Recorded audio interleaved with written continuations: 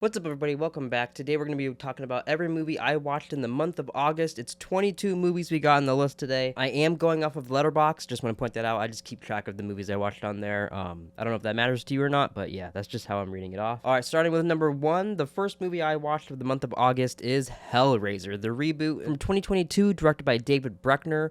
This is what got me into the Hellraiser series. Actually, I always wanted to watch these movies, but I just never got around to it. And finally, when this came out, I really dug it, so maybe go back and watch a bunch of Hellraisers. So this was actually my first time watching this again since seeing all of the other Hellraisers. The practical effects, just the vibe and the way it's shot, I really like this movie. I could get it's not for everybody, and even some people will get upset because they changed Pinhead and things like that in this, but I think this is a pretty fun one. Gotta be honest, it was a while ago, so not a lot of it is sticking with me, and maybe that's a problem with it. I feel like not a lot of it is that memorable, to be completely honest, but I do enjoy myself when I watch it. Next, we have Thunderbolts. I rewatched this again. It came out on digital. On Letterboxd, I put that Allegra is the weakest part of this, but everything else is very nice. Thunderbolts, I believe I talked about this previously already on here, but I really like that movie. That's a very good movie. Even on a rewatch, I think it holds up very well. I don't know. Sometimes you get a movie, you see it in theaters, and then you see it at home, and it feels different. But I think that one's good. I really like that. If that's one that you missed in theaters, I highly recommend Thunderbolts. Ooh, this is another one that I haven't seen this in a long time. This is the first Toy Story. It's been years since I've seen this movie, and I just really felt like rewatching it. I've been hearing a bunch about Toy Story 5 or whatever the new one's coming out or that they're making, and it just kind of got me curious because I haven't even seen Toy Story 3 or 4 yet, so I was like, maybe I should start rewatching these. But yeah, I don't think it's going to shock anybody that I think Toy Story is pretty entertaining. I had fun with that. I'll probably rewatch them slowly to get ready for the next one, just because I do want to watch the other ones that I missed. I just never got around to them. I remember Toy Story 2 being my favorite, but I really don't remember why. Maybe it's because Zurg and the Buzz Lightyear stuff. I do kind of like that, but we'll see. Death of a Unicorn. This was the first disappointing movie of this month to me. I thought this had a very fun cast. I really liked the cast. I thought it had a really cool premise with them hitting a unicorn, and like Jenna Ortega gets connected to it, and everybody else wants to use the unicorn to like live forever, and it's all these unicorns like attacking them like a slasher. It was just surprisingly boring, to be completely honest. I was pretty bored with it. My sister fell asleep while watching. I don't know why I pointed at my dog when I said that, but my sister fell asleep when she watched it. It was just not that entertaining, unfortunately. Anthony Carrigan's in this. If you don't know him, he's from Barry. He's also in Superman. I was really hoping for some more stuff with him, but like seeing him show up and Paul Rudd and Richard Grant and like just Jenna Ortega, all these people, I thought it would be a lot better than it was, and just unfortunately it was pretty boring. But yeah, so if you missed Death of a Unicorn like I did in theaters, and you saw it on HBO Max, and you thought, oh, maybe I'll check it out, I don't recommend you check it out. I think it sucked. That may sound harsh, but I don't know. I just found it boring. I was very disappointed in it. Speaking of not disappointing me, so last month I watched Hot Shots for it. It felt like the first time. I know I've seen it as a kid with my dad a long time ago. I don't really remember it, so I saw it for the first time and I fucking loved it. It really got me into wanting to watch parody movies. So like the next couple days later, I watched Hot Shots Part 2. And I found this movie so hilarious. I wrote down on Letterboxd that I love every stupid gag in this movie. I don't know if you enjoy parody movies at all and you haven't seen Hot Shots Part 1 or 2, I definitely recommend it for you. I love that movie. Those two might be my top parodies right now, because I found this so hilarious. It's from the people that did Airplane, Naked Gun, it's the scary movies like 3 and 4. It's definitely those vibes of parody movie, Leslie Nielsen tripping over shit and doing funny gags. It's that kind of humor, but that really gets me. Next on the list is Spiderwick Chronicles. Did you know Seth Rogen's in this movie? I had no clue Seth Rogen was in Spiderwick Chronicles. That's crazy. But that was surprisingly fun. I didn't really know anything about it, but I didn't know the little boy plays twins in it, which is crazy. You also have Mary Louise Parker as the mom, which I just love her. I was a big fan of Weeds growing up, so anytime I see her in something, I'm just delighted. But yeah, that was just cute and wholesome. I really liked that movie. Next, I watched The Babysitter. I don't got much to say about that. That's another fun horror movie that, the only special thing I have to say about The Babysitter is that every single time I watch that movie, I'm pretty sure I discovered that McG directed it, and I love McG just for the Charlie's Angels movies, so every time I see that, I'm like, oh, fuck yeah, McG, great. But yeah, other than that, that's a pretty fun movie. I do think The Babysitter 2 if I remember correctly, is better, but I'm not sure. That's another one that like I enjoy while watching it, but it's kind of forgettable, you know? Ooh, next, it's getting spooky season, so we're starting to rewatch the Halloween movies. We have Halloween from John Carpenter in 1978, and while watching this, we had the scariest thing happen to us while watching this movie. It got to the end battle with the Halloween music playing as loud as possible, and then a cockroach came into the living room, so we all had to fight this cockroach while that shit was going down. It was scary as fuck. The music made that 10 times more scary. But yeah, that's a fun movie. If you haven't seen Halloween, go check it out. I watched Superman again.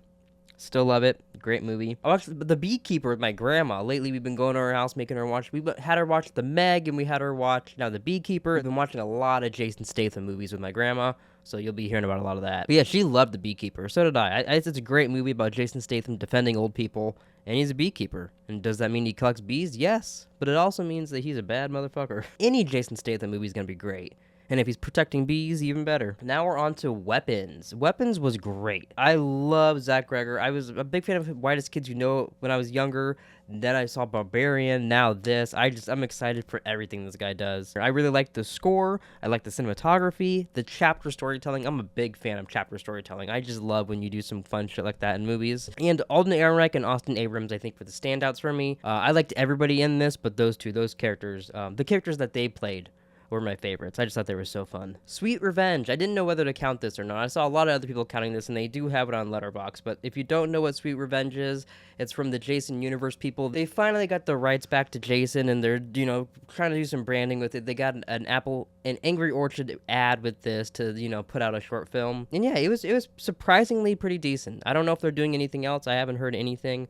But it's free to watch just right here on YouTube, and I think it was pretty fun. It could have been much, much worse for it being just a beer ad, so I thought it was cool. Terrifier 3 is what's next on the list. I'm going to read you my positives and my negatives, and then we'll just get into it here. My positives are Santa Art, Wilden from Pretty Little Liars, the practical effects. The practical effects in this whole series are great, but it's top-notch in this one. And I love the score of all these movies, but 2 and 3 specifically, I really like the score. So that's my positives. And then my negatives are Victoria talks way too much, especially when I don't like the scene of her diddling herself.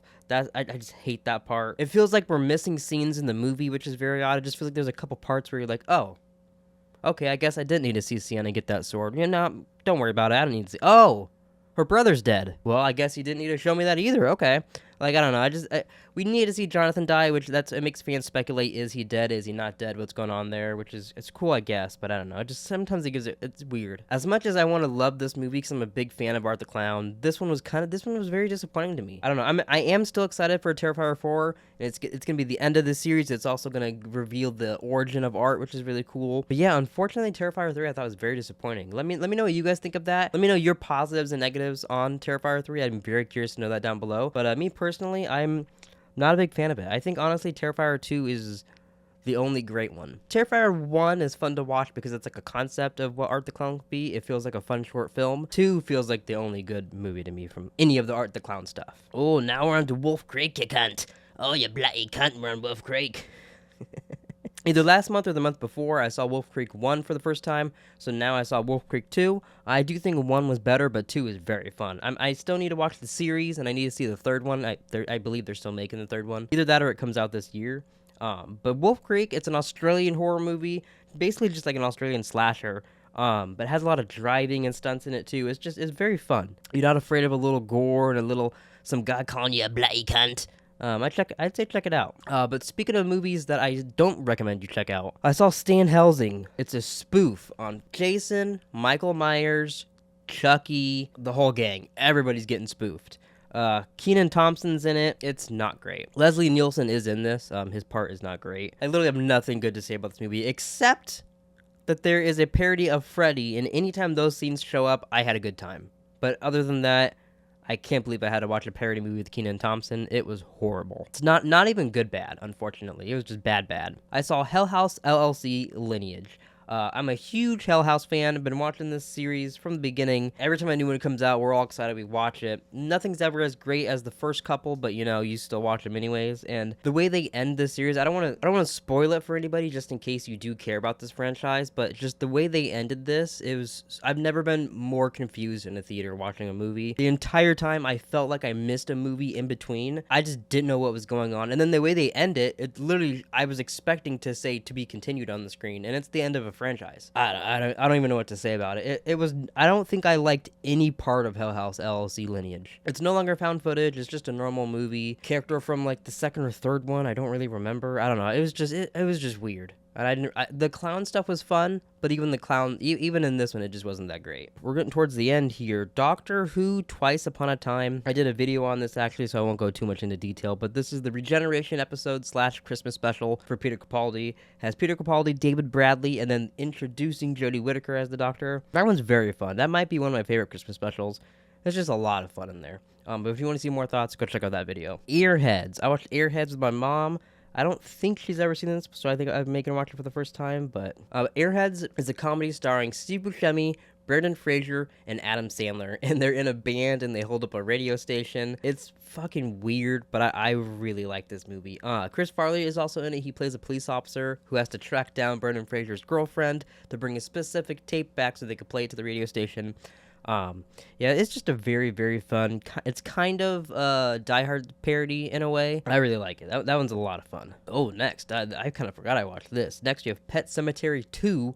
The only thing that's still on my mind from this one is that there's a car accident scene where one of the main little boys just gets murdered in a car accident, and it fucking blew my mind. I can't find his name, but I'm pretty sure his name was Andrew, but it was fucking Clancy Brown, aka Mr. Krabs, chasing down his stepson and his girlfriend, and you fucking made them die in a car accident. It was fucking crazy. And then I thought the whole point was going to be he's going to put their bodies in the pet cemetery and bring them back. No, he just brought back people like the bad guys he wanted to be with. But yeah, Pet Cemetery 2, that was pretty fun. For being honest, I don't remember Pet Cemetery 1 all that much, but Pet Cemetery 2, I really liked. Oh, Flight Risk.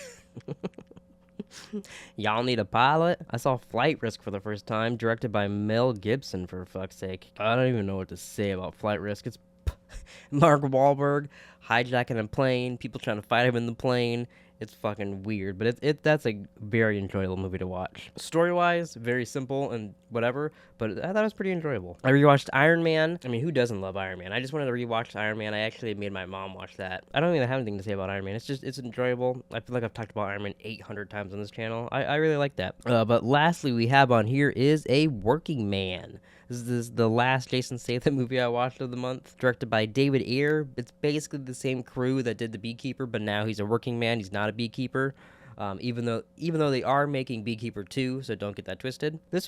I really actually liked this one. They had all kinds of weird characters, but it just had a lot of weird henchmen, which is always kind of fun. Michael Pena and David Harbour, which you could totally tell what other movie David Harbour was making at the same time. He looked exactly like his Thunderbolt self, except he had sunglasses on instead. And then Michael Pena is the father of a girl who gets kidnapped and she's gonna get trafficked, but Jason Statham, tracks her down and saves the day. You've definitely seen this movie 800 times, but it's always fun to see Jason Statham beat up people and what different ways he's gonna beat up people.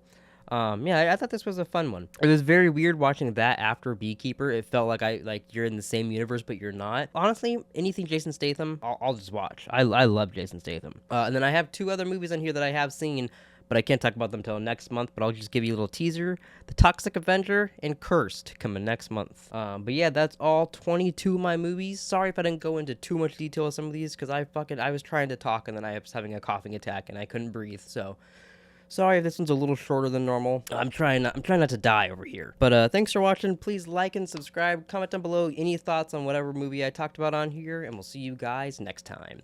Peace out, Girl Scouts.